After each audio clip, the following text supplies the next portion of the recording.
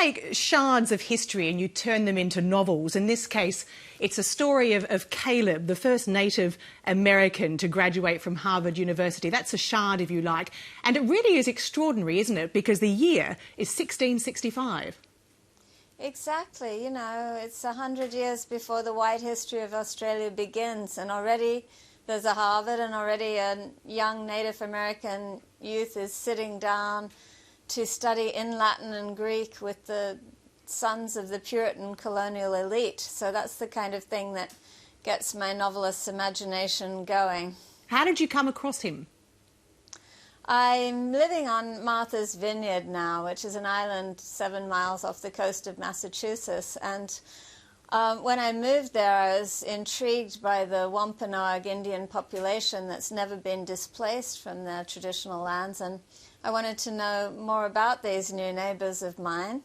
And so I gathered material that the tribe had prepared, and one of the things was a map of the island showing sites of significance to the Wampanoag, and on it was a notation saying that it was the birthplace of Caleb, the first Native American graduate. And I was expecting to see the date 1965 or something in that vicinity, and when I saw it was 1665, I was just blown over. Well, indeed, who knew that, in fact, the Harvard Charter of 1650 specifically states that it's there for the education of English and Indian youths?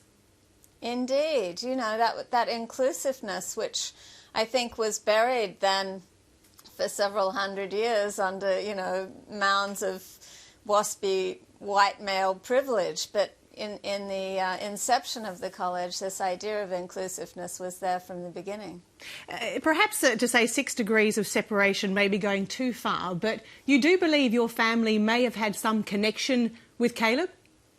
I can be pretty sure that my 7 greats back grandfather knew Caleb because his sister was married to the schoolmaster Elijah Corlett, who actually instructed Caleb in perfecting his Latin. And it was a requirement before you could matriculate to Harvard in those days that you be fluent in Latin. So Caleb was in a prep school in Cambridge. And much to my astonishment, I found that I had this family link through Ephraim, who was my several greats grandfather. So this was a shard of history of your own that you didn't find until you started work on the book?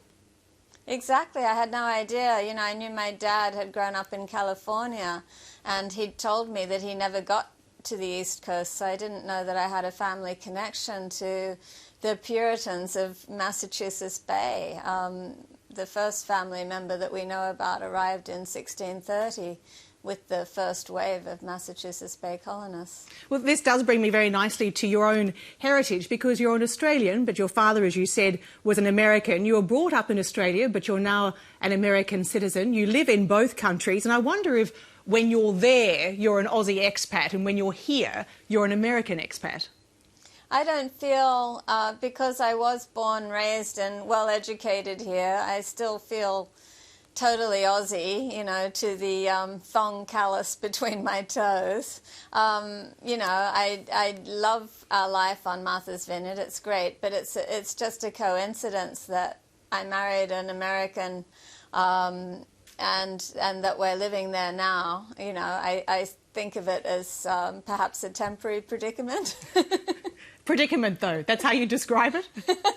Well, you know, I'm very homesick, and I think everybody who knows me knows, you know, I feel very much like an Aussie, but I can't really complain because Martha's Vineyard is one of the world's really beautiful places, so it would be churlish to complain about living there.